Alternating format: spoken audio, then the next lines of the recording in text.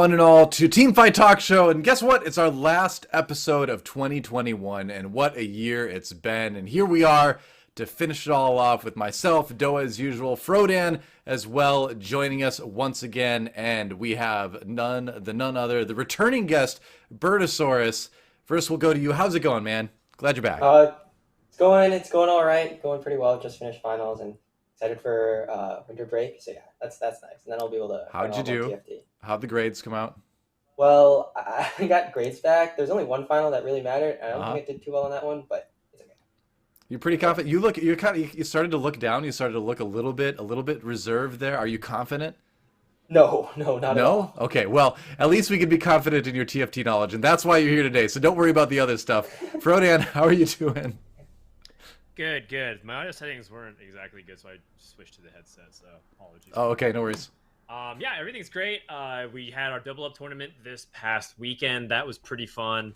This has been like the first couple of weeks that I've been able to play set 6 for real, and I enjoy it so much. I've missed TFT. The month that I had off was excruciating, but there's a lot of cool things that are coming up.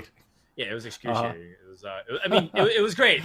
Getting married and moving and all stuff, it was fantastic, but also not playing TFT sucked. So win some, lose some.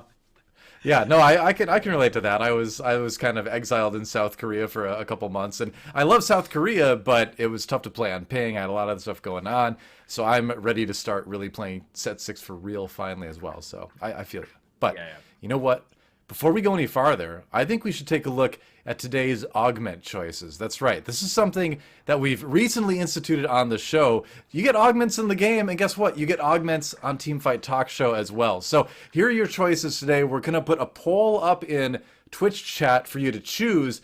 One is trade sector. And you know what, Frodan? Why don't you go ahead and go through these for us? Go ahead. Yeah, so this is our second episode of set 6. And what we do is, in the flavor and the theme of gizmos and gadgets, we're giving the viewers an opportunity to influence the podcast episode for those who are watching and tuning in live. So we have 3 options, and they're themed after something in the game. So first is trade sector after the reroll augment. Once per topic, the host can say refresh, and the person has to repeat what they just said. And we actually don't have the full explanation here, so... we'll have to clarify that in a little bit. The second is item grab bag, where the host puts on some flashy accessory. It's just kind of fun. We'll just grab anything in our closets or something around us. And then 3 is rich get richer, which is someone famous in chat is gifted a sub. So it's something that is just fun. I'm not entirely sure why we would give rich people more money, but I guess that's what we do as society. So perhaps it's a social commentary episode. Who gets to choose who is famous, by the way? Because, the definition of fame can be subjective, right? To a certain extent. So, Yes, exactly. It doesn't need to be someone famous in the traditional sense. That's right. So it's just fun stuff for people to have fun with the podcast. Some things are actually impacting the show and some do not have any influence whatsoever. Bert, what are you voting for? I'd like to see you guys put on some flashy accessories, and also item grab bag is broken. So, although I noticed you're right, item grab bags tier 1 augment, and the other one are tier 2 augments. But honestly, in game they could all probably be tier 2 augments. Who says this isn't item grab bag 2? Oh, actually, the one that gives 2 items is tier 3. So you're right.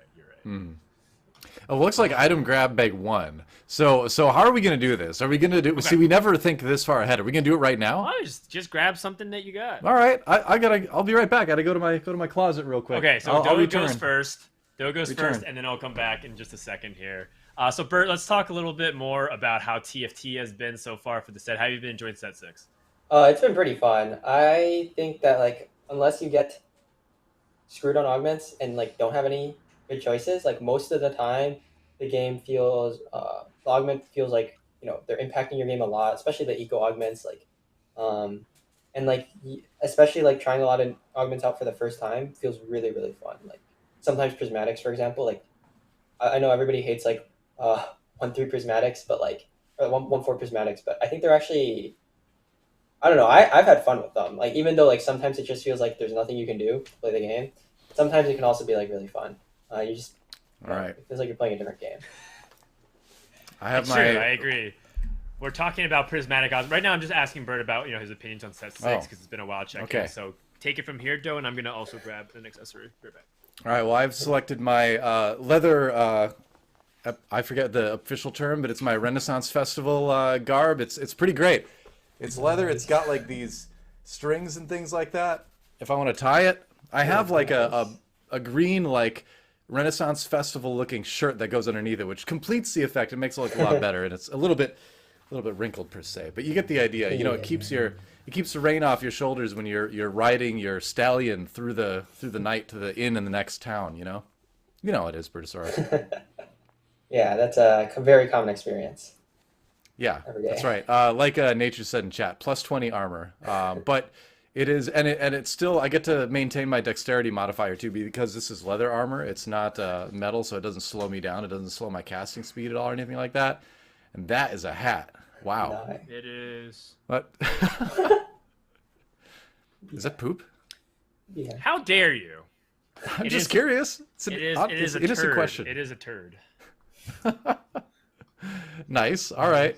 Yes, because what's- it appropriately resembles one of the nicknames I get called often is Poopy Head. So Wow, that's unfortunate. Lucky. I thought you were dressing up like my lol chest profile.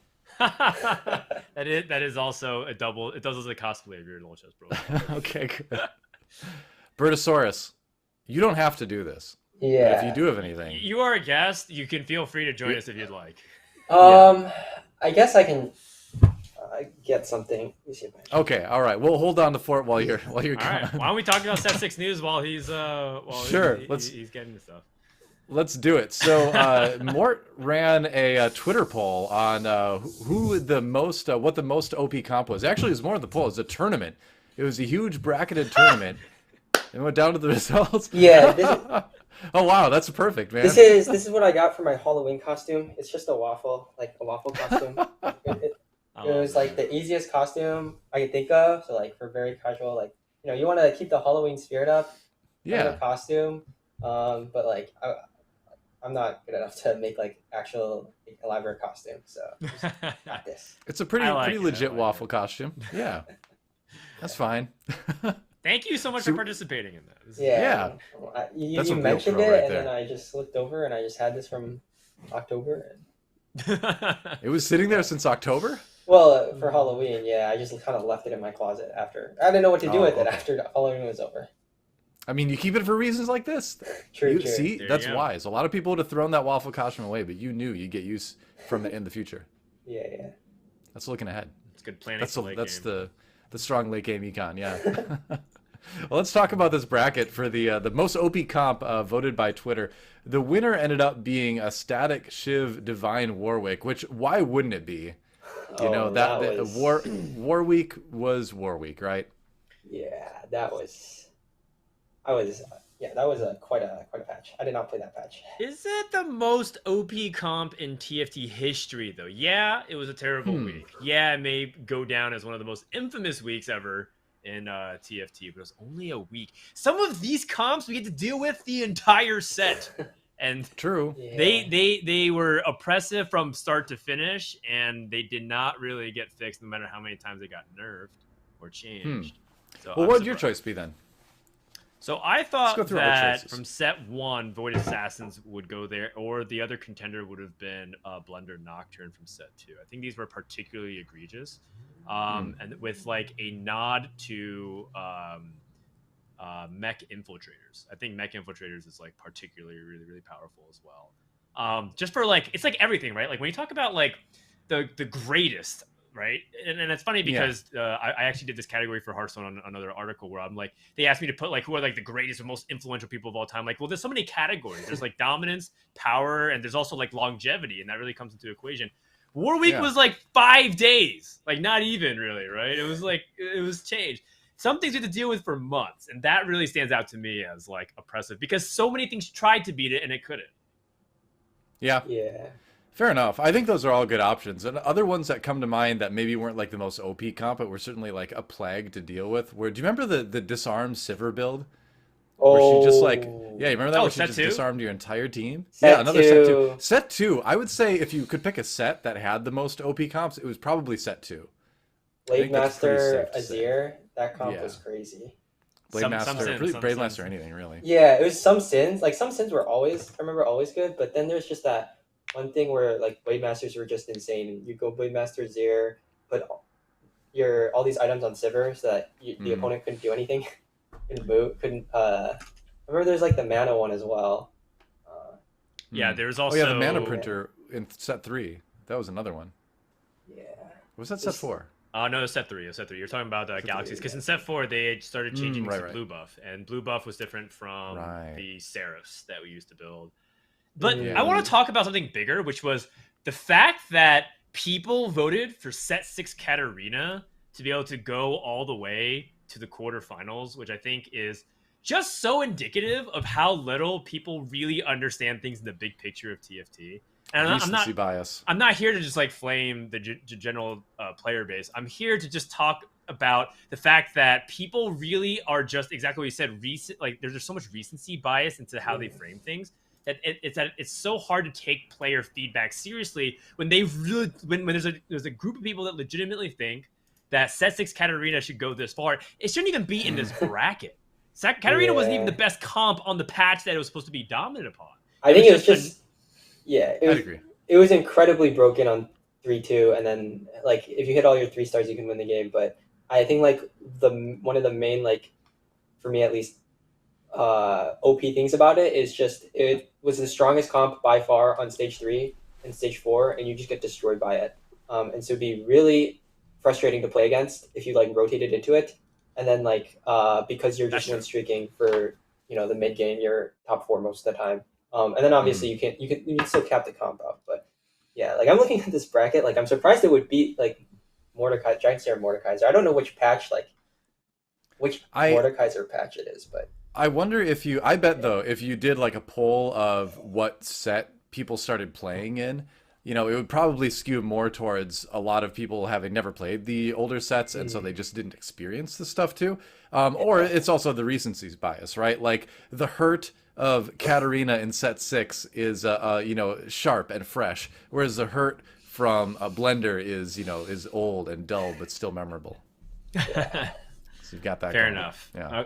Either way, I think this is really interesting because it just kind of reaffirms that Mortdog and Kent and Static and T should just never really source Twitter for opinions on stage. Let's just agree upon that. Everyone already knew anyway, but here's just extra confirmation, I guess. There you go. Yeah. Congratulations. Well, let's move on to some other news. And, if one TFT podcast wasn't enough, how about another TFT podcast? That's right. Don't talk if you don't know. Frodan, why don't you tell us a little bit about this? Yes, a week from today will be the debut of a new podcast, a new TFT podcast that me and Bryce Blum will be hosting called Don't Talk If You Don't Know.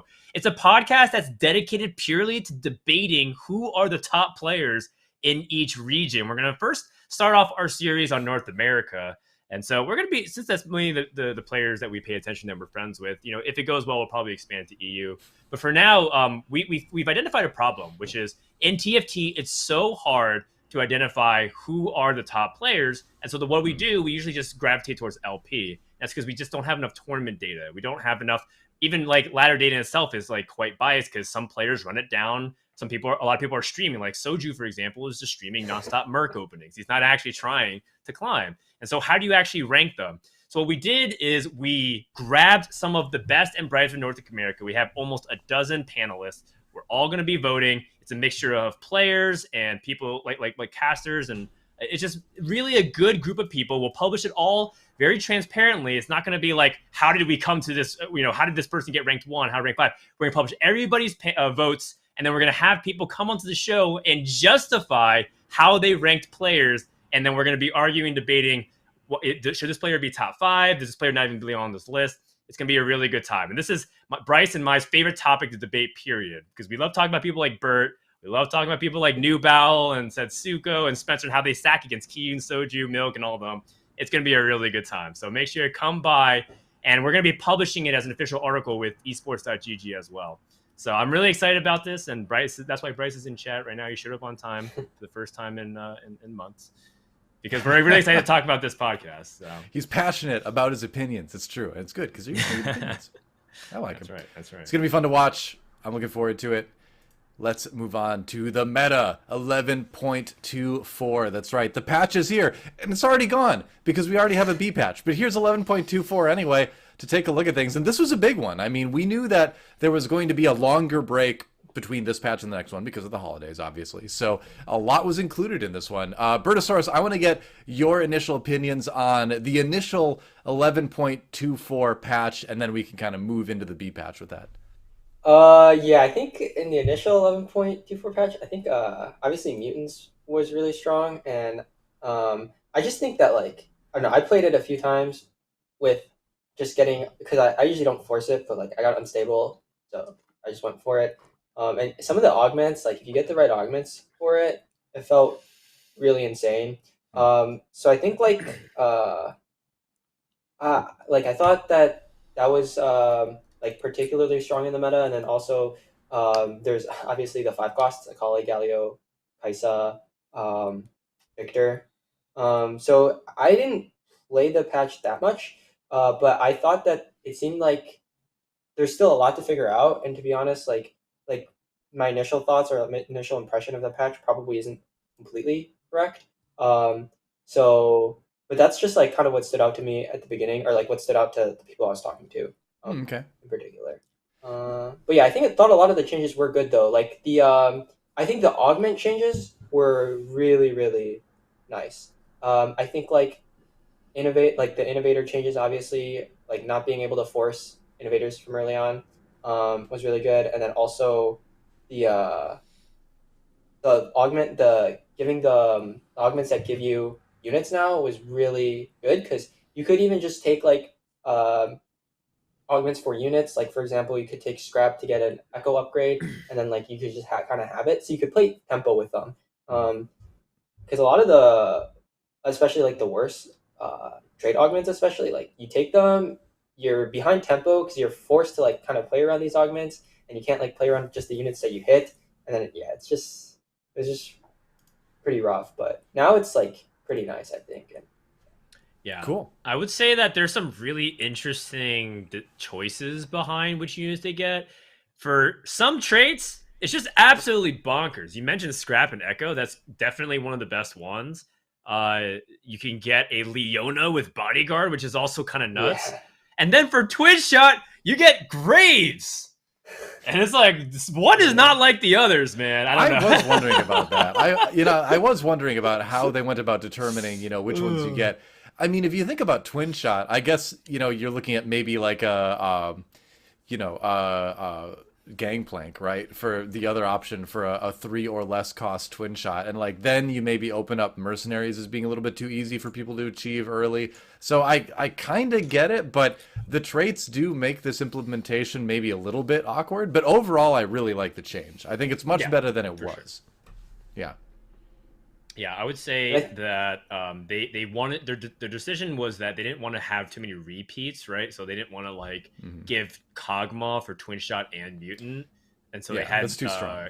But then they also gave Echo for both, I believe, Assassin and Scrap, and Echo's just too sick. Right. So he's like one of my favorite champions in the set. I think it's really good. It is nice though, because for like it helps a little bit with balancing, because one of like the issues with balancing augments is like, how are you supposed to balance like some of these trade augments? Because there's like not very many changes you can do. Like for units, for example, there's so many numbers on them. You can nerf their stats, increase their like whatever numbers they have, their mana. With the traits, like if a trait, so for example, like scrap heart, like how like it seems pretty hard to balance, because a lot of these augments, like you can try to balance them by like changing their tier, but that's such a huge change that like it doesn't really work for pretty much all augments. Like for example, only a very few augments have been balanced that way. Like March they did, and then the Clockwork one they did that. But yeah, it's nice because like you can just I think that's what they're trying to do. Like Scrap, they're giving a better cost, better unit, higher cost to make it like kind of make up for it. It's true. Yeah, makes sense to me. Yeah, like I said, I really like the change overall. I after playing 11.24 since it's come out, the ability to pick those augments I think feels a lot more comfortable because again, like you pick it, you at least have the trait online in most cases, and you get either 1 to 3 gold depending on what champion you get to it, or just a champion you need for your board anyway. So it feels a lot better to pick those options versus all the other augments you're offered. But let's take a look at the B patch. So the B patch came out yesterday. Actually, it's usually a Wednesday thing, but this time it was a Tuesday thing, and some things had to be adjusted. You can see Galio got a little bit of a nerf. Some items took some hits that were a bit of a problem. Protector obviously was very strong. It's a lot of stuff geared towards some of the reroll comps we saw, and then some of the stuff that was a little bit too strong on the high end. But I feel like it smoothed things out a little bit more. Frodan, what do you think? The B patch was incredibly necessary. Yeah. There was a couple of compositions, as Bert was referencing. He said he didn't get to play much on it. I think I played too much on it. I think it was just so difficult for me because I think I feel like I had to compensate for lost time, so I just kept jamming games whenever I had a free moment. And just running into a Protector Emblem Cho'Gath was obnoxious. The Fast 8 Akali lotteries where you would get triple Socialite. It'd be like Galio 1, Seraphine 1, Akali 1, Taric 1, random pivot with Archangel Staff and a GA would completely destroy my all 2-star board that I was tempoing the whole time. It just felt really obnoxious. And the most difficult part about it was that their augments were nuts. Like they would have Ascension. Ascension was buffed to appear more in your shop and underdogs. And so they'd be okay playing Colossus units. And because Guardian Angel and these units that get out of aggro range with Akali or Kaisa dashing out of the way, Ascension was almost procced every single time guaranteed, and they would wake up from GA and completely one-shot your team and heal up to full because of Socialite 3. It was so obnoxious to the point where just people were the people were saying they were legitimately wanted Katarina to come back at that point, which they just clearly did not know. Again, see the above topic. They don't know what they're talking about. But I think that the biggest change for me is just it feels good to have my units target again, correctly. Units some people are why did Tristana all of a sudden become much more viable to cost reroll? It's because she stopped griefing halfway through, where she randomly shot a different target with her ability. So the aggro target fix was a huge deal, and that's probably the biggest thing about 11.24 in my opinion. Yeah, I was yelling at the screen a lot early on in the set, and that's definitely it's definitely died down a bit now. But I gotta say I am a little bit sad. I know it's a change that needed to happen, but doing a reroll reroll Cho'Gath was probably one of the most fun builds I played in a while. I would just do it every game, and Cho'Gath would get gigantic and eat people, and it was just a fun build. I have no other explanation. It was just a fun build. It definitely needed to be nerfed, but I was a little bit sad to see it go. It's still there. It's just not as easily forcible every game. You can still definitely do it though. Yeah, I'd say that this B patch, everything is still playable. Akali's still playable. Protector reroll with Ligmaw is still playable. I mean, Clapio is still barely playable under the right circumstances. I'm sad that they keep nerfing the Clapio aspect of Galio, but it's still really good. Why can't we just have Clapio? Why can't we just enjoy that? Clapio is fun. Yeah, I remember I was practicing duos with Spencer, and this was last patch, but every game he'd just be I want to play Clapio. So I'm trying to play Clapio. Everybody does. If you see the Galio, you got the items, just do it. I had a fully loaded Jhin. Drop that stuff. Throw it on the Galio. Bert, what do you think of B patch? I think it's also really nice.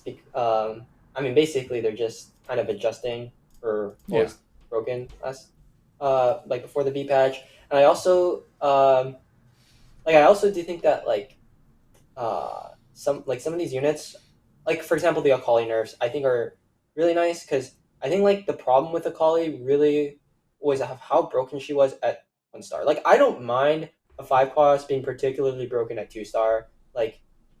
Sure, you can still nerf it and it would be fine, but if people are hitting 2-star 5 costs and they're winning, okay, sure, but it's just when they have the 1-stars and they're destroying your entire team with it is when it gets really frustrating and it feels unbalanced.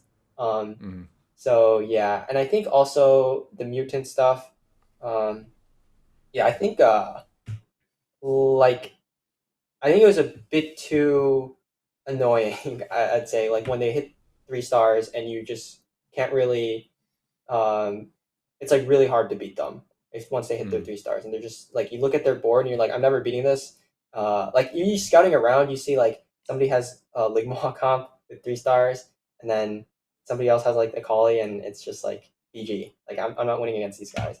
Um, but yeah, I think like it definitely feels like they're still like Noah was saying they're still playable, but have like more weaknesses and can't be forced, and so that's obviously a lot more healthy. And I also do think that um, like the fact if they're forcible, it makes it like a lot worse for the meta because I mean this is similar to like Chosen like in set 4 when Chosens were like if a reroll comp was broken without the correct Chosen, then like when you did have the correct Chosen it was completely unbalanced, and so Yeah. it felt kind of the same way for like for example Mutant reroll if you get like the insane augments for it, then it felt like not balanced at all. I was yeah like I mentioned I was playing like uh mutants with unstable, and it felt like really strong. I don't know. Right. It's Yeah. because it seems when you have a bunch of like low cost, especially one cost reroll in the meta, it accelerates the pace of the game so much that if you don't have a strong board early, and you're going for like a normal pacing of the game, you know, you're looking for those 4 cost carries and things like that, you'll just lose so much HP in like stage 3, stage 4, right? That you're just gonna bot 4, right? So I think that's the thing that always bugs me when we're in that kind of meta. I don't like the 1 cost reroll metas that much because I feel like it accelerates the pace of the game too much. So I'm glad Yeah. this B patch kind of addressed some of that. It was not necessarily even just that. As I mean, there was definitely a little bit elements of that in the previous patch, but like this patch, part of the issue was that it was also slowing things down. Everyone was picking Ascension and they're playing Colossus units, and therefore damage was reduced significantly. So that actually gave a ton of people opportunities to greed and have more gold to roll. And as a result, everyone basically had this like basically get to 40 gold on level 8 and then just roll for 1 cost variations of whatever you need. And it just kind of led to like other different degenerate menace in the other direction where like it encouraged people to greed so much because so many fights would just be a Cho'Gath fighting like a Kassadin, and that would be like, Mhm. and then they deal like 4 damage to each other, and then like everyone's like at 70 HP and rolling down at level 8. I was like, what? This is crazy. This is compared to the previous patch where like 2 people were dying before stage 4 and like half the lobby was dead in the middle of stage 5. Some of that still exists from time to time, but right now it feels much better. Right now it feels like we're in the 4 cost flex again. There's a lot of 3 cost reroll. People are trying a lot of Samira and Shaco at the moment. As we mentioned, a bunch of 2 costs like Warwick is still like coming back in. Protectors still fine at 1 and 2 costs. So I think right now the meta feels healthy. It could be just the first day post B patch, but I much prefer this right now, and I'm happy that this is what we have for the holidays for now. We'll see. Yeah, that's a dangerous statement to make one day after the B patch, but Yeah. you added the for now at the end, so it's okay. We'll see how it develops. Let's move on now to everybody's favorite segment. It is agree, and we're gonna start off with our first agree question. You should be able to reroll one of your augments somewhere during a game. Bertasaurus, agree? I'm gonna go with disagree for now because I mean it's like I think I could see it, but like it's pretty. Or wait, do you mean like yeah? So you mean like you took an augment and you get to reroll it like later on? I guess so. Yeah. Yep. It doesn't matter. Yeah, I mean, if you do agree, when would it be? Like that's kind of like the follow up question to that. yeah. I think it's just like a very like I'm just thinking about like what kind of augments it would be used on, and it's just like the ability of it very. It almost feels like an insane buff to some augments, and um, I don't know. I think like maybe in the future, like, but like right now, it would completely change like the balance of some of the augments. Like for example, hyper roll, for example, march of progress, and then like on the other hand, like how would rerolling item grab back work or something like Mm. that. Yeah, yeah, I would just go with disagree for now, but I like maybe it would work. Bert is All right. thinking so hard about this. Such an interesting creative. I'm not sure. I'm like, is his audio cutting out or is he just like Nah, deep he's in thinking. thought? No, Like, He's I'm deep just- in what's going on thought. Yeah, here? just trying to think All of- right. Yeah. Well, it sounds like it's a disagree, but Yeah, yet a little bit of an agree in there. Might be a little tiny, a little agree check mark in there. Yeah. I All think right. it's interesting. I think the way I would like to implement reroll would be before you make your choice. So I think like for example, when you select your augments, you can still interact with your board. I think this is something that I'm surprised few people know. When I like I run a Discord server where I coach a lot of people, and they're like diamond or masters players, and they still don't even know that you can hide the options and move your board and like shuffle around and stuff like that. I wonder if there's an opportunity for like some kind of item to come in to give you a chance to reroll your augment. I think that would be more Mm. interesting, as opposed to simply like Bert said, pick March of Progress. Once you hit level 7 Ray or whatever you want, then just reroll. And it's like, well, that just sounds broken because you're just Mm. capitalizing on something that was temporarily strong, and then when it has no use for you, you obviously will ditch it. So I think that's a much more interesting way to go about it. And I think I would like that better than if 6.5 just said, well, now you get 4 augments. I feel like that would be a little bit crazy because Yeah. that feels like a way that can add too much bloat. So I'm That kind of feels like like on a for fun end of the set thing is to add like get 4 augments in there or something, you know? yeah. So I think based off that, I'm leaning towards agree, just because that would be the way I would implement it.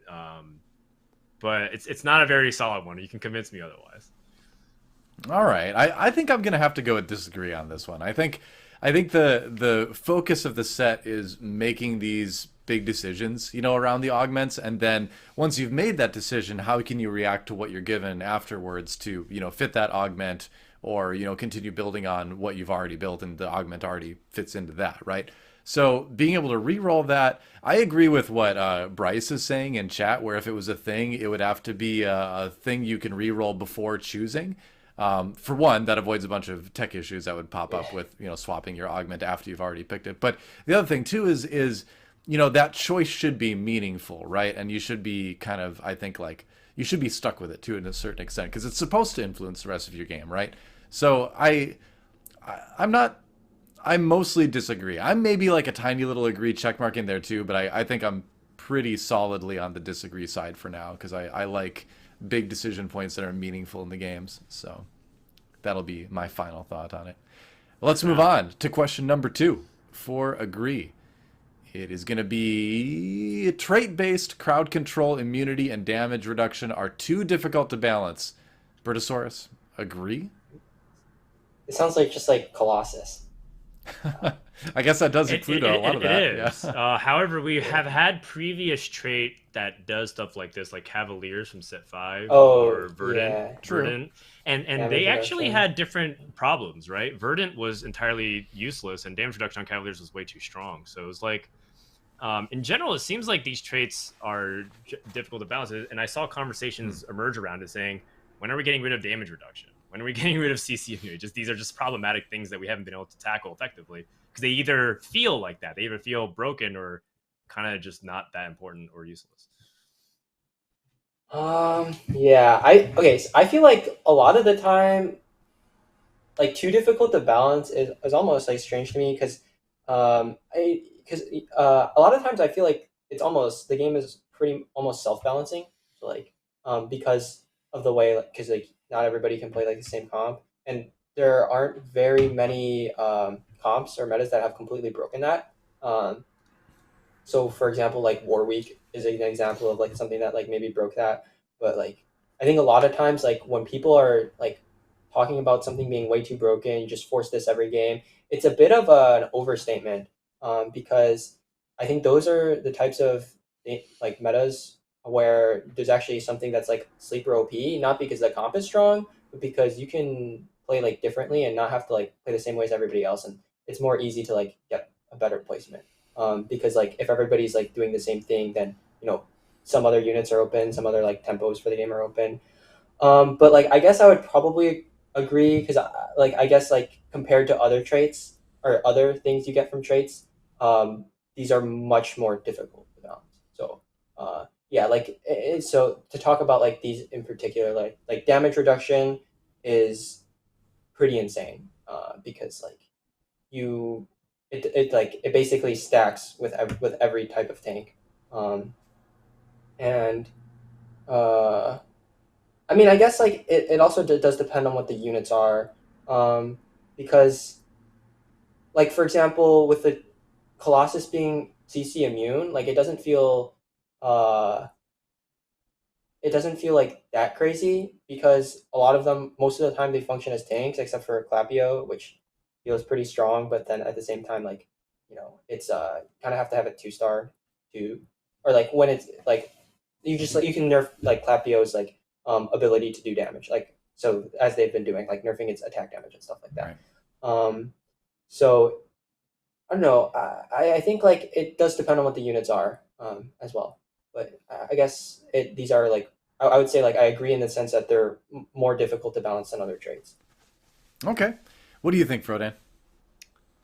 I think Bert said a lot of great things, and I don't want to just necessarily repeat what he said. So I think I'm going to just simply disagree because I think there has been examples of like the fact that we can have CC immunity and damage reduction be important, but I think that they are things to be done sparingly and not something to be prominently featured. And it did feel like for a couple of sets now we've had like a defining like tank, like these are the tanks that just reduce damage. And I think I think we haven't necessarily struck the correct balance of it, but I do think that it's not too difficult to do it right now. So overall, I definitely hear the complaints that people have with CC immunity and damage reduction. I think these are two things that should be done maybe for 1.5 set. Like, I don't think it should be something that's prominently featured in like the entire time, in my opinion.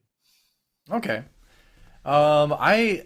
I kind of feel both ways on this. I feel kind of disagree and agree on it. Because I agree with Frodan in that I don't think it's presented a massive problem for the game overall yet to have these mechanics in there.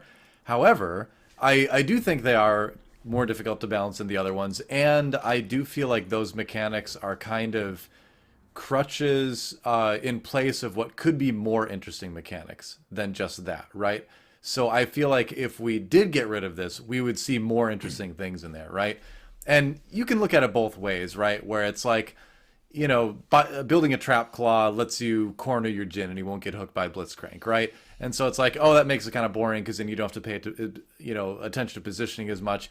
But at the same time, you are investing 2 item components to get that privilege, right? So you are paying to do that in some cases. But at the same time, I kind of like that you have to sort of like play suboptimally a lot of times with your carries and move them into positions where they're not going to do ideal damage, but that's okay because positioning is a big part of the game. People focus on backline carries a lot with that, but frontline carries are pretty similar, right? Where sometimes you might need to move someone to the second row or move them off to the side so they don't take aggro first. That also means they're taking a little while to walk into the fight, so they're going to get less damage that way too. So every amount of positioning reduces your optimal result of your board in some way. So I don't think having to do that is a bad thing, and so I would be fine with CC immunity and damage reduction being out of the game. But I do agree that them being in there isn't like the biggest problem in the world. It's not something I lose sleep over. So give me an agree and a disagree. I'm going to be solidly Okay. non-committal to this, 100% non-committed to this question. Excellent. Let's round up. Let's take a look at question number 3. It's going to be showing up in just a moment. There it is. It's okay for 1-star legendary units to be able to carry your team late game. Oh boy, this is an incendiary one. Bertasaurus. Yeah, I'm gonna go with no. Easy disagree. Yeah, I mean, like it's fine if they're adding a lot of like value to your team and like doing a lot like Yumi. I think Yumi is still too broken, but like buying a lot of CC, or for example, for like Jace to provide shred. I remember like Yone in set 4, 5, or set 4 to shred like insane amounts of shred. Like it's fine for units to do that. Although Yone was still too broken back then, but like I just don't think if your 1-star legendary is like your primary damage source and like doing the most damage on your team, and you're winning fights with that, then yeah, I don't think that's. I just don't think that's balanced. Yeah, makes sense to me. Frodan, what do you think? I agree that it's okay if the tempo of the game was consistent, but it's not. Some games, a 1-star legendary is pretty much the top end that anybody will be able to hit because it's fairly aggressive. this is actually pretty common in situations where like there's like a prismatic lobby, and sometimes it'll be like by the time you can reasonably try to aim for legendary units, the game might already be set in stone. So you see people play really aggressive, right? And this is actually really prominently featured in Chinese and Korean metas. I watched so I don't know if anybody got a chance to watch it, but I got a chance to spectate some of the Korean qualifiers for Worlds for set 6. And man, they play so aggressive that like finding a 2-star 4 cost is like finding a 2-star 5 cost for them. It's like because they have to play these like really janky boards. I linked a screenshot of Bebe winning his final lobby in the first round of 128, where he had like 5 1-stars and like 3 2-stars, and that was his level 8 board, and that was good enough to take a first place. So like in this scenario, absolutely. When the tempo of the lobby is so fast that a legendary unit is a big deal at 1 star, then by all means, because everybody else is the same way. And if you play other auto battlers, it actually is replicated. But I would say for the vast majority of the time, it's not because of the way TFT is paced. And so I would have to disagree. I preface this all under the one scenario that it's okay. But for the most part, it doesn't feel that good. And the majority of the player base doesn't play that type of game.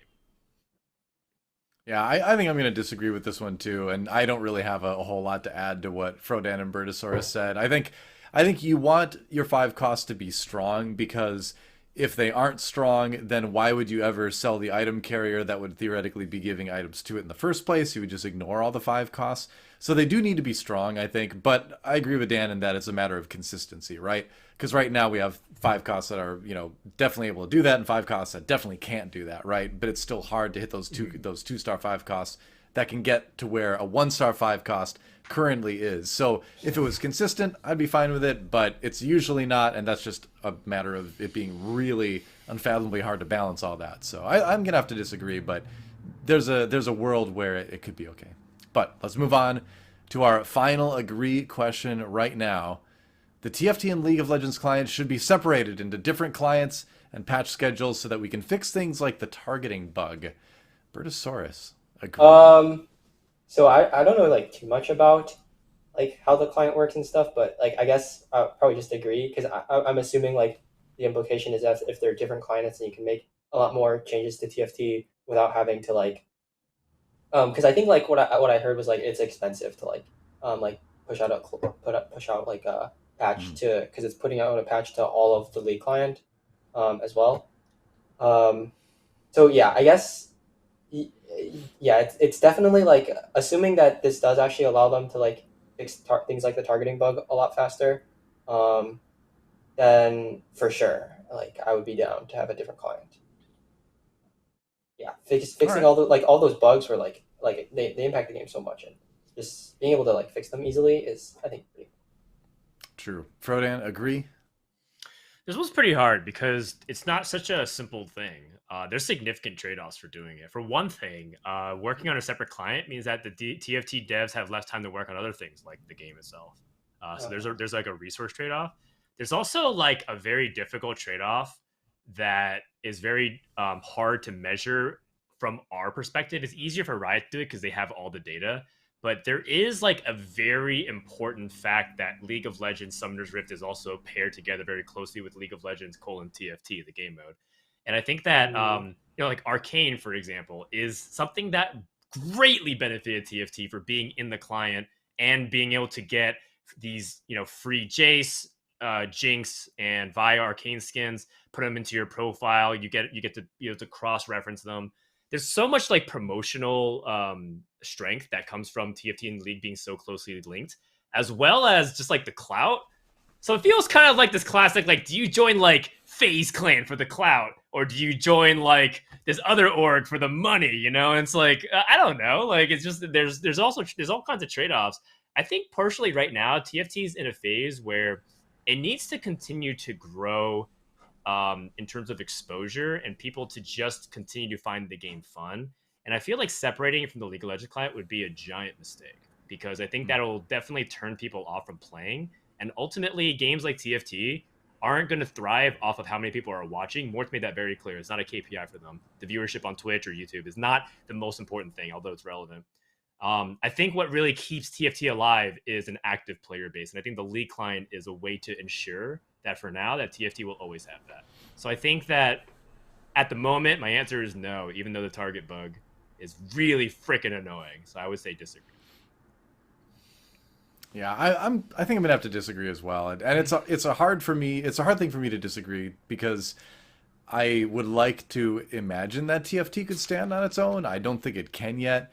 What I think, honestly, the game needs more than anything is League of like the whole Riot client, the whole League of Legends client, and TFT just needs a total revamp. I mean, it's working on over a decade old code. It's like, I've said it before, it's like the bowels of Coruscant down there, like 1,000 meters below the shiny, beautiful, pristine surface is just this massive like wires and cabling and pipes, and no one knows what it does or who made it or anything like that. And so at some point, I think there's just going to need to be, yeah, I mean, it's working for now.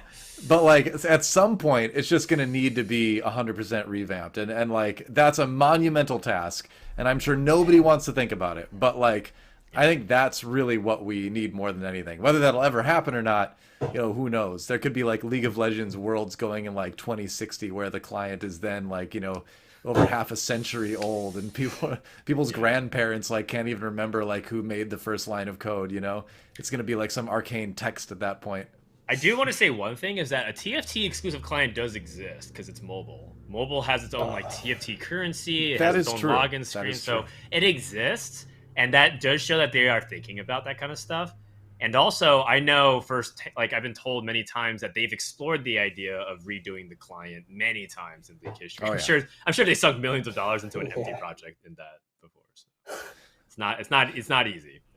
Who knows? Well, we'll see what happens. I mean, it's working for now, but yeah, it almost seems like it's sort of like TFT and Summoner's Rift are like conjoined twins, where it's like they're separate beings, but they're still attached in a very meaningful way, right? Yep. So, can you ever separate them? Is it good to separate them? Not sure. Either way, it's an interesting thing to talk about. That is our Agree segment. Always tons of fun. Let's go to everyone else's favorite segment, which is esports. Now, the big esports news is a tournament that you casted last weekend, the GiantSlayer Lab Partners Tournament, the first big, as far as I know, duos tournament. And to the shock of absolutely no one in the world, Ramblin' Robin ended up winning the tournament, playing, I think they kind of figured out what meta is developing in duos much quicker than everyone else. Again, not too surprising because they've done so well at this style of play in the past. I watched a bit of it. I didn't get to watch all of it over the weekend. But I was going to ask you first, Frodan, what was your experience like casting the tournament? Casting Double Up is really chaotic because there's so much more that you have to account for. For one thing, whenever you watch a POV, you're only getting half the story, and you have to try to extrapolate based off of it. It's really interesting, though, because I think Double Up, in my mind, I always knew that there was more to be shown than what I watch on people's stream. Whenever I watch people queue in Double Up, it just looked really like ridiculous. It was just like really degenerate stuff happening. Players who were just like talking over each other. It just felt very chaotic and didn't really feel like I was following it. And some people love that, right? They think it's funny because half the time when you see like Soju doing with Precedent, they're just arguing with each other and just laughing. And I was kind of expecting a little bit of that. But I think what we saw in day number 2, particularly with Robin and Ramblin', was like really understanding how to work with each other in a way that you can't really get in solo queue. That feels very rewarding.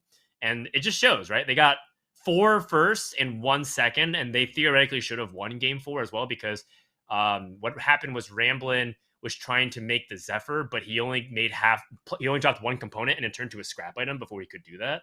And so that cost him the fight, and that would have gotten first place. So like, these kinds of so they should have been in first place, but the way they showcased like how to line up your strategies shows that there's more to Double Up than I thought.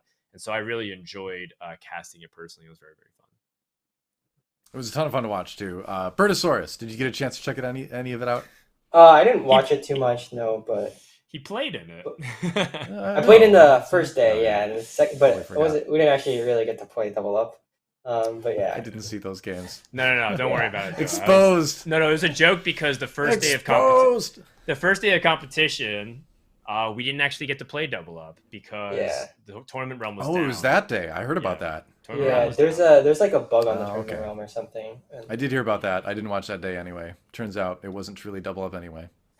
So Yeah. Yeah. I'm sorry. I'm sorry that's how it worked out. It's okay. We'll move on. The point that we're trying to take away is two things. One, double up has a ton of potential as a competitive format. I even tweeted out that I think it should get its own thing, like entire circuit, which would be really cool. And there's the Hextech Havocs coming out, Totally which agree. we see.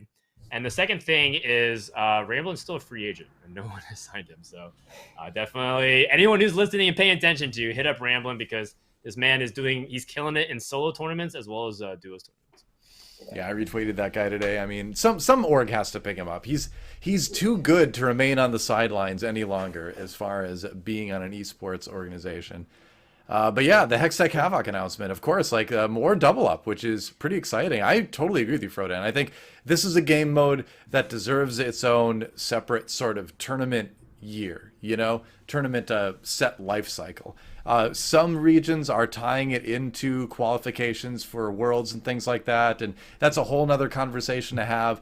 But I would love a world where we have at TFT Worlds each set a solo tournament with its own qualifications and a double up tournament with its own qualifications. And some of the players in each can, obviously overlap. We wouldn't be running these at the same time, but it'd be cool to include both of that going forward. Yes. I think yeah, I was talking like when double up first came out, I was talking to like Guums and like Spencer and Setsuko and people. I just think that, and not even like having its own thing, I think it has the potential to become like the main thing or like for competitive esports for TFT. Just because I think the complexity of double up is a lot higher than the complexity of solo queue or like just playing by yourself. Just because there are so many other factors that add in, like, and there's so many other like strategies that you can do, and just purely by the fact that you're basically almost having double the decisions and more, because with two players, and then also like having like teamwork. I think it's a teamwork is also like a huge thing in double up that I think a lot of players like maybe not wouldn't may not realize, just because like it's so if you're working around your items correctly, like it's so much easier to get like really good items for both players, but at the same time you want to like keep up with matching tempo, so you have to like know like what items to like allocate to each player, stuff like that. Also, just like a lot of times your partner can't tell you everything that they can end up playing. They can't tell you like all of the units that they can make use of, and so like you also have to be looking at your partner's board and like knowing what your partner's comfortable with playing. And then so like when you see some unit, like let's say maybe you see like a 5 cost on level 7, you can maybe like give to your partner, or just like even anything that would like improve their board significantly. And then yeah, also like it's not just like if you like be strong and want to win streak, then you can do it. A lot of times you need your partner to be strong as well, for you guys to like help each other win streak. So yeah, there's a lot of things I think make double up. You have to scout your opponents because people chase 3 stars really often. So if you two hold a pair each of 4 cost, they can never hit it. It's just like these kinds of things that are really important in the game mode. That like when I would love. Okay, so spectate. We need a spectator feature in TFT for singles, but Please. We need an additional spectating feature for double up because I want to be able to listen to their comms. Like listening to their comms is so interesting. It's like when I wasn't casting, I was watching the other streams and I almost like missed my rotation back in because I was just listening to them talking. And I think it's just fascinating. Like, by all means, the main broadcast would have its feature, but it'd be really great if we could, listen into all these conversations. There's just so much potential in it, but it's also quite ambitious because we have yet to solve singles spectating. Yeah, that's maybe someday we'll have a true spectator mode. Who knows? Yeah. Set 10, I believe it's coming. Yeah, we'll see. One thing at a time. We have yet to have our first LAN in TFT, okay? One thing at a time. Geez. Yeah. All right. 2022. That's our year. I know we said that about this year, but next year is really going to be our year. LANs and TFT. It's going to happen. Yeah. Yep, that's right. The world will change. But I got one more question for you. We've got, because Hextech Havoc is a, well, forget that. We'll talk about that later. Actually, real quick to note, can we go back to the previous thing? This is happening, and I just want to let people know because it's it's something that I don't think is cool, and we need to call people out for it. But we do have a meme in the community about like check PayPal or Venmo or OK's business because win trading. Win trading actually does exist a lot in TFT, and it's happening right now with Double Up because if you look at the first sentence or the second sentence, it's those who are the top teams that are ranked in each region will get invited, and it's actually incentivizing people to win trade right now. So, they're trying to crack down upon it, but it's one of these things that we need to be vigilant as a community to like make sure that if that happens, we do not allow that to happen anymore. We got to make sure that those people are shamed, called out, reprimanded. Because if I can be also very transparent, 100%. This stuff happened in the Hearthstone community, and some players tried to get away with it, and it took a long time. Some reformed and ended up becoming like proper champions and tournament players, but some didn't and will swear to the grave that they didn't, but they totally did hundreds of times. So like it's one of these things that we have to be very intolerant about because cheating has no place in TFT in any competitive esport, and I just really I just hate seeing when it happens. So let's just be good about it. If you really care about esports, if you really want to take it seriously, if you really want this community to grow, you don't win trade. That's just as simple as it. Winners don't win trade. So, sorry to hijack. I just wanted to like call it out while it's still fresh. No, you're right. I wanted to have that very serious moment while Bertasaurus is wearing a waffle costume. Yeah, and I'm wearing a pirate hat according to Ma, but I'm wearing a pirate poop hat. I just got back from LARPing. Yep. There you go. Well, let's move on. Let's move on to the Alicoin tournament. This is exciting, and I actually signed up to play in this on Saturday. This week? I am gonna try to qualify, but it's gonna be a great event. Frodan, I know you're a big part of this, so why don't you tell us all about it? Yeah, so one of my friends from Hearthstone, Ali Straza, she's a huge fan of TFT. She's been streaming it on and off, and she loves organizing tournaments. And I know a lot of people are thinking like, what is Alicoin? It's a very long explanation, but essentially it's a cryptocurrency that is that's backed by the creators. And I'm not here to explain and talk about it. The whole point is that it's $10,000. You can cash it out immediately. It is redeemable in fiat, and there's a lot of ways to prove that. The important thing is that it's happening on the 27th, and there's no TFT tournaments happening this month. And so, Milk and Soju and all them were like, there's nothing to do in December. We just climb ladder, and like, that's it. And that's TFT for December. So I was like, okay, let's try to make something happen. So I talked to different sponsors, and I was like, hey, let's put on a TFT tournament, and I'll fund it myself. I'll just pay people. And so we got 16 players that'll be invited, plus the 8 people that qualify. 4 qualified last weekend. And there's some real killers. I looked at the qualifier list. It's like world finalists from EU and APAC and North America all signing up, plus a bunch of top challenger players. It's really hype. So low key, this is actually turning out to be like a TFT major. So Nature's from Wisdom signed up. He actually got to the final round, which was pretty dope.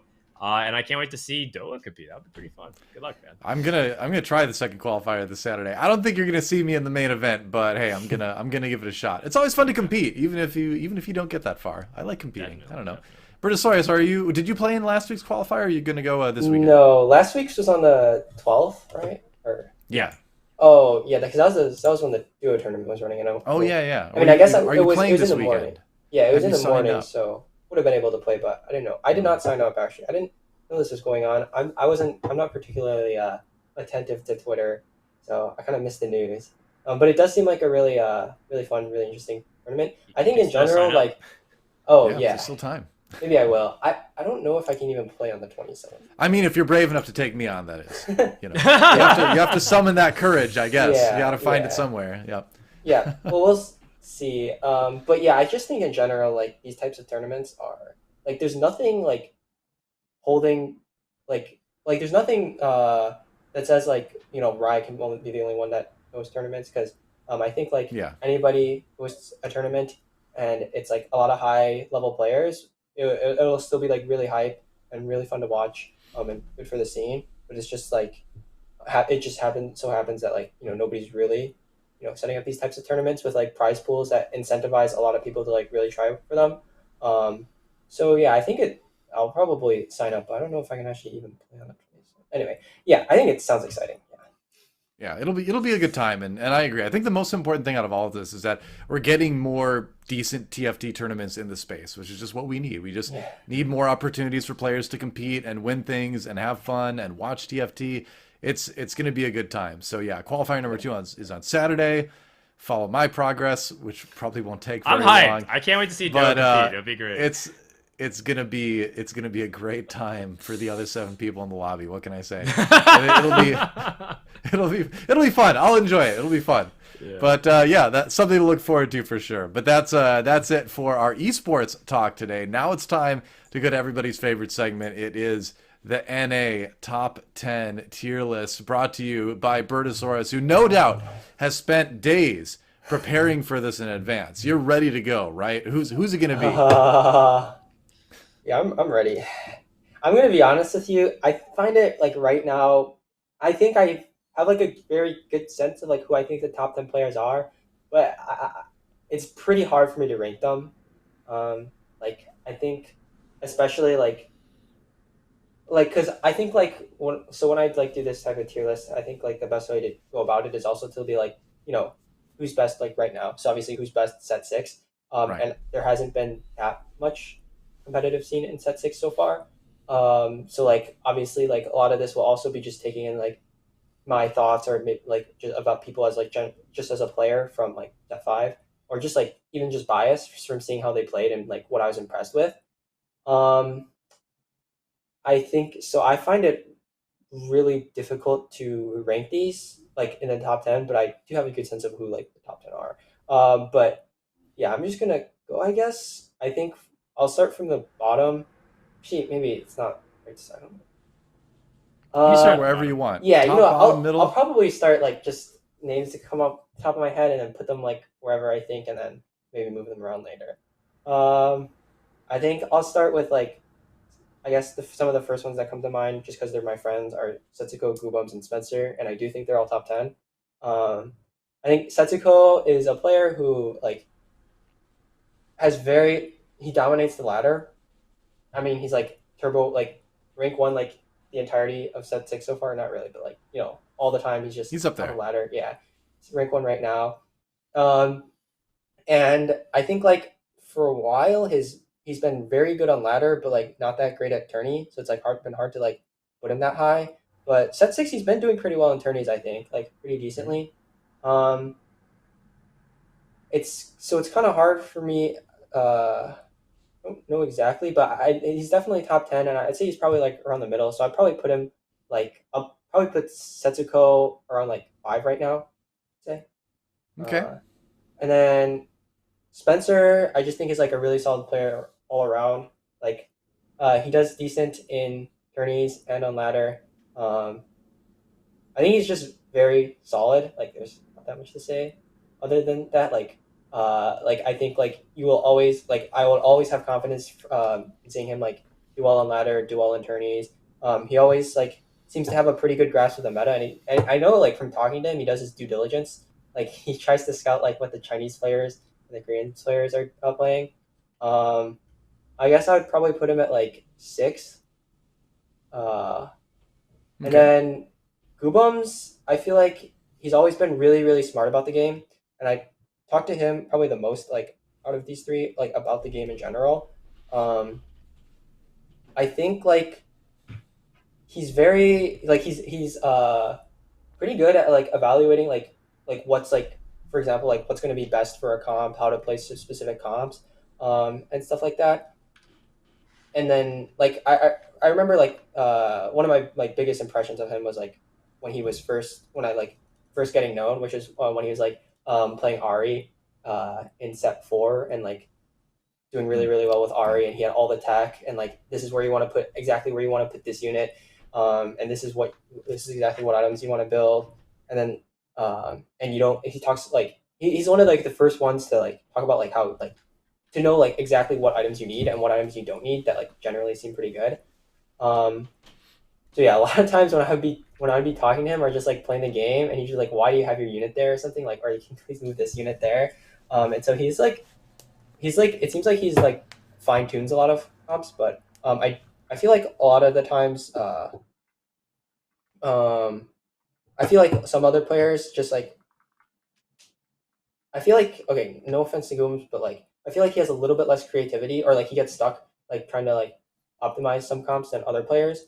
Um, Not because he has like less creativity, or I think he just like ends up like seeing the angles or like for like more easily, and then he like ends up like trying to go for those angles because I feel like there's a lot of players um, that just like kind of slam whatever items and then do whatever, and then there are some players that are like they see these items and they're like, oh, I'm gonna play this comp, and okay,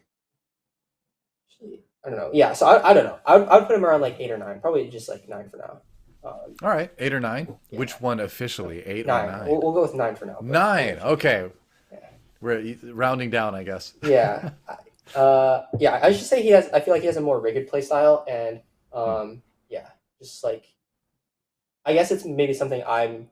It's also like a little bit of bias for me because I'm more impressed when I see people do something like crazy and like do well with it. Whereas he does like a lot of times I see him play like standard comps and do really well with it, like play it optimally, but like he doesn't do like some as crazy stuff as other people. Okay. So I think some other players, Pokygom and Ramkev, are some of like the newer players that I would put in the top 10 list. I haven't seen that much of Pokygom playing like this set, but I was just really, I know I was really impressed with him from set 5. Especially, I remember him in the region in the finals world's qualifier. He had Vel'Koz 1 and he was like third with it or something like that. And it was just like you have to like be positioning really well and stuff like that because your Vel'Koz is not gonna make up for like if you misplace him or stuff. He's not gonna be able to like get to the carries that quickly if he's not positioned correctly. Right. So I think I would put like 3 and 4 for Pokygum and Ramkev. Actually sounds pretty decent. I'd probably maybe switch them, or I don't know. Yeah, that's right. Don't let our producers dictate your list. You know, those are just placeholders. You can move them around wherever you want. Yeah, I would actually like. I haven't seen Pokemon that much, so I put maybe put him at like 7 or 8, just because I'm not entirely sure. And then I'd maybe put Ramkev at like 4, but this is subject to change. Yeah, I also haven't seen that much of Ramkev play like this set, but I just like my impression of him is just I don't know. I just have a good impression of him, and I think he's really good. Also, I've seen him in my games a lot. He always does really well, and yeah, I remember him playing. I was actually pretty mad this game. I was playing like 7 Innovators when it was extremely broken, and he was playing Tom Kench too, Harry. And then he got to the point where I didn't like. By the time I started fighting him, or like like to the point where like he was pretty healthy, and like I didn't fight him that often either. And by the time I did fight him, he had like double Zephyr, double Shroud on my entire team, and my Dragon can't play the game because Zephyr and Shroud are like the 2 biggest counters to Dragon. Because yeah, you Shroud it, it doesn't cast. A lot of times it doesn't cast, and you Zephyr it. A lot of times you want to like solo frontline it, but then you can't do that. And even then, if you still end up getting hit by the Zephyr, it's pretty screwed for you. Anyway, that's like it's like probably I think there's a lot of bias with these two ones because I don't have that much Fair enough. experience with them. It's your own personal list, so Yeah. it's supposed to be filled with bias. That's the point. Yeah, that's true. And then obviously Ramblin' and Robin. I think I would probably put Ramblin' at 1 or 2. I think he's just really insane. It always feels like he knows what he's doing, just because like you see him in like pretty much any spot, and it feels like he will always, if he's in a like any decent spot, it feels like he will always convert into like a good placement. Basically, like if he has HP, if he has gold, if he has basically, I feel like there are a lot of games. A lot of games where I feel like I have something to work with, um, and then I just end up not really finding a comp. I feel like Ramblin' will always find a comp uh, that's good to play, and it doesn't really matter like what the meta is or like how many meta comps there are. Even if it's something off meta, you will find a comp to play, and he will do well with it. Um, and then Robin, I think he's always been like a extremely solid player. I feel like Ramblin' and Robin actually have like are pretty similar in play styles. Maybe because I don't know, maybe because they like talk to each other, or they're, like obviously they're duo partners, duo a They're lot. pretty close, it seems like. Yeah. Yeah. Yeah, I feel like I get the similar impression from Robin, but um, I think I've been more impressed with what Ramblin has, what I've seen from Ramblin, so probably put him higher. I'd probably put Ramblin at like, or sorry, maybe. Okay, let's move Ramkev, Setsuko, and Spencer down one, and I'll put Robin at 4. Sorry for the Whoa. yeah. Okay. All And right. then yeah, okay. Obviously, Socks. He was my number 1 last time. Um, I think Socks has like a very unique view of the game, and um, he's a very like he has like a lot of interesting tech. I feel uh, like he's very good at finding tech and like very good at making use of units that other people like might not have. Like I remember before like right now when Akali's like everybody knows Akali's broken. He's playing Tank Akali, and I remember like I mean this is I remember like playing against it once in like duos. Obviously it's in solos, but I mean it's the same thing where he like I felt like I was playing with Spencer and he was doing it with Goobums, and I remember feeling like Spencer and I were in like a much better spot, and we were hitting 3-star 4 costs, and Sox was just playing this Tank Akali, and I was like, I thought it was just like he happened to hit the units, and like he has the syndicate, so he's like playing around this, and it's like I just feel like it turned out that it was actually like really broken, and I was like it was crazy because I was playing 3-star 4 costs, and I was almost losing to this Akali, and by almost losing I mean like my like there were like we pretty much should have lost that game. Like there was I don't think this was against or sorry for the long-winded explanation about this one No, game. it's all good. This is a glimpse into the mind But of Bertasaurus. yeah, basically there's a round where we should have died. Um except like basically one of us lost. We were 1 HP last life, and the I think Spencer came into my board literally just in time, like just before I was like supposed to take damage or something. Like if I died like a millisecond sooner, I'm pretty sure we would have just lost. But anyway, so I would put probably Socks. I don't. I'll just put him as 1, I guess. Actually, you know what? I'll put Ramblin as 1, Socks as 2, and then yeah, Robin as 4. Okay. So yeah. And then 2 more spots to fill. 2 more spots. Yeah. Man, this is intense. Bert's like really Yeah. being comprehensive about it. No kidding. Look at how thoughtful that waffle is right now. That waffle is deeply thinking. Yeah, I man. feel like I'm thinking too much about it. I feel like I should just say like I think this player is good and I should put him here. But yeah. You can do it that way if you want to too. Yeah. I think that's like kind of how I'm gonna do it for like the last 2. Because honestly, like I'm trying to like give reasons, but like I'm trying to give reasons for these placements. But honestly, like most of this is just kind of my gut or like the kind of general feeling I've got. Yeah, that's reasonable. Yeah, I'll put Soju as 10th, and then like I'll put GV8 as 3rd. Okay. Actually, I don't know. You know what? You can just move this entire thing back up, and then I'll put GV8 as 9, and then Soju as 10. Okay. So Robin songs would go to 3 then? Yeah. Okay, Because I got it. think because I was thinking like I was definitely gonna put GV8 on this list, but I feel like I wouldn't put him 3rd. Okay. Yeah. We'll just run with it. I don't know. I feel like a lot of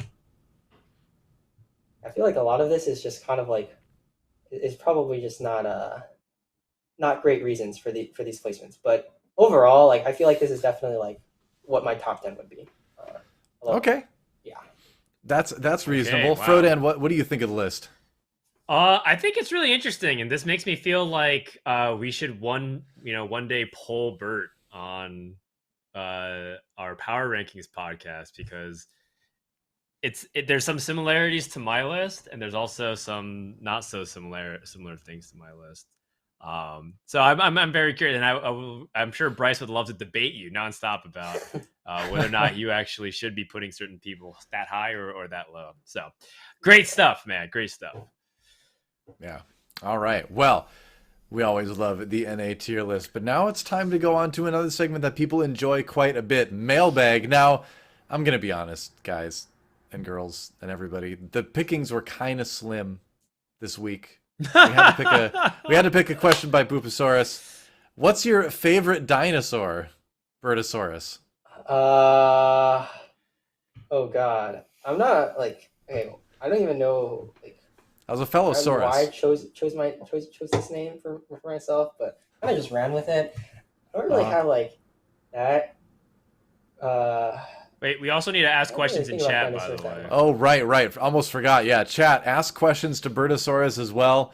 And if Bert chooses your question to answer, you will get a gift certificate. So ask it now. Bert, you don't need to watch chat too closely. Watch it a little bit, but we'll put questions for you to consider in Discord as well. Chat open, but I'll pull it up. While you're musing over what dinosaur you like the most. Yeah. Dude, I don't like.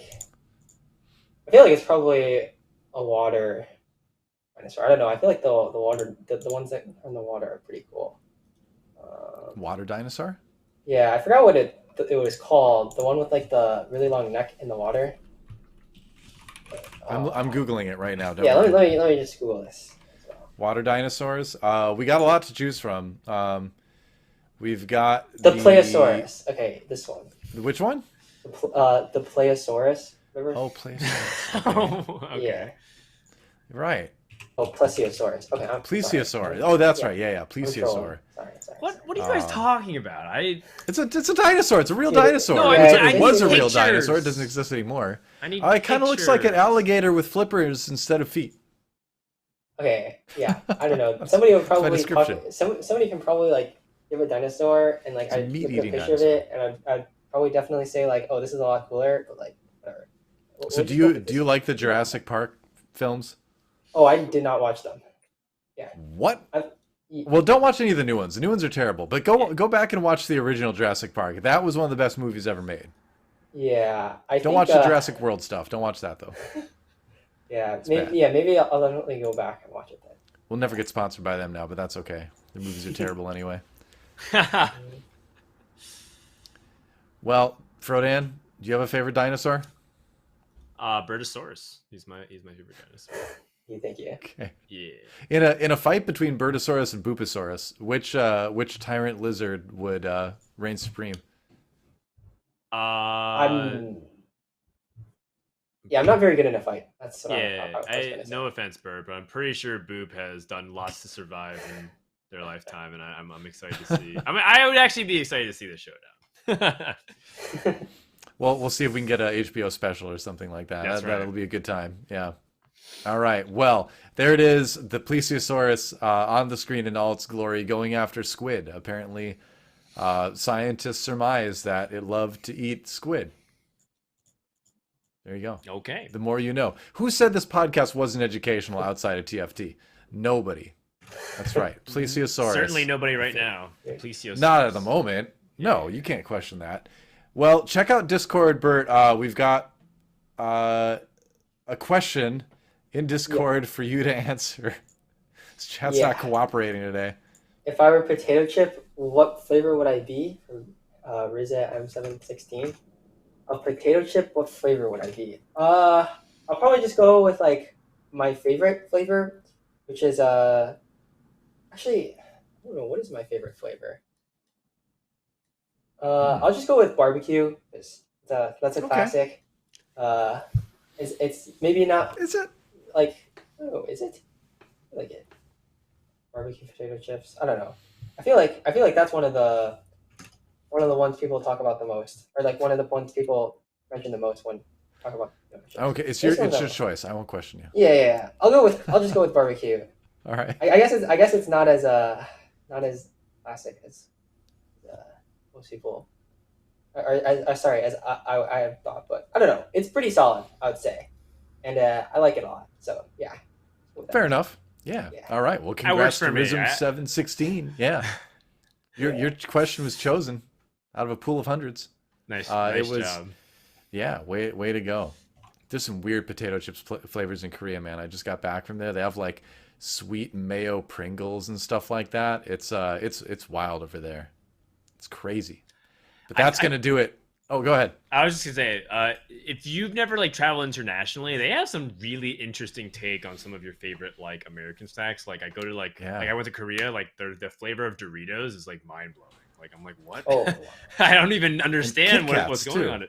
Yeah, but like regular candies and chips and snacks that you like think you understand, like all the possible things that you can get in America and international one, they have different spices and flavors all the time. It's pretty crazy. There's green tea Kit Kats in Korea. It's like Oh, the wow. chocolate bar, but it's like a green I've actually- chocolate. Yeah. I've actually seen those like I don't know, like around me at least. Oh, really? They were pretty good, yeah. Oh, maybe So- they made it over to the U.S. now. Yeah. Popular enough over there. That's interesting. Yeah, there you go. Cool. All right. Well, the more you know. And on that note, it's time to wrap up our final Teamfight Talk Show of 2021. And what a show it's been. Thank you for joining us again, Bertasaurus. Before you go, any shout outs, any props you want to give, any things you're doing you want people to know about? The floor is yours. I guess I would like just shout out to all my Boobum, Spencer, Setsuko, and Sarah Lynn. Like these are the main TFT people I talk to. And so like I don't know, it's just definitely made TFT a lot more fun to like a lot of people you're close to in the scene. And then they also like I don't know, like Boobum especially always like tries to get me to play and then like encourages me to play and stuff like that. And then like if he thinks I'm struggling, like he helps. Although I don't really feel like I've been like I'm not that high LP on ladder, but like it's like whatever. Like, but yeah, like, Stay with us, Bert. It's been very helpful. I didn't hear the end of that. Oh, like I'm not very high. Sorry, I'm not very high LP on ladder. But also it's like it's more of like when I lose a game or like don't do well, I would just like stop for the day. But like before it was like I would just keep grinding and then like try to get my LP. But yeah, like basically normally I wouldn't be fine with being like 1K LP, but like I'm fine with being 1K LP right now. Yeah. It's like For now, Understandable. and then one day you're Understandable. gonna look at the leaderboard and see Frodan above you, Bert. And it's gonna give you all the motivation in the world. no. What's gonna happen Hey. is one day they're gonna take like the qualifiers for the next tournament, like the ladder snapshot for the next tournament are gonna be coming up, and I'm gonna realize I need to be top 32. Yeah, That's yeah, what's gonna yeah. happen. That's true. It's true. Easy, whenever easy. whenever Bird's needed to Yeah. climb, he climbs. So it's gonna be pretty interesting to see. You're gonna see me win the Alley Coin tournament, and then it's gonna be like I'm vaulted to stardom. You know, set 6 champion. It's happening. That's right. Yeah. DoA cast Yeah. and play set 6 worlds. It's weird. Prage, yep. At the same time, Frodan, any final thoughts to close out the year here? It's been a great episode. It's been a great year of Teamfight Talk Show. You know, the show's grown so much since we started it, like a long time ago now, and it's cool that we're doing advanced things like augments. Really glad that everyone showed up. Next week we're gonna be doing the power rankings thing with Bryce, and then the week after we'll be putting on the Alley Coin tournament. So there's still a lot of TFT to look forward to, even though everyone's having the holidays. But it's been a wonderful year, and I can't wait to see what 2022 has in store. Yeah, absolutely. Thanks everybody for joining us. Thanks again to Wisdom and GiantSlayer for putting this great show on. It's so much fun to do. We get to talk to so many fun people, and it's so much fun to have Frodan as my co-host and you lovely people out there in Twitch chat. And that's it. That's the year of TFT for this show. But obviously, like Frodan said, Alley Coin tournament coming up, and there's lots of TFT to go play out there on the ladder. So obviously, 2021 hasn't really ended up being the year we all hoped it would be in a world sense. So we hope you're doing well regardless. Hope you get to spend some great time with family and friends on the holiday, or at least hang out in Bertasaurus's chat. There's cool people there too, I would imagine. But until next year, stay safe, have a great time playing and watching TFT. Thanks for watching, and we'll see you next time.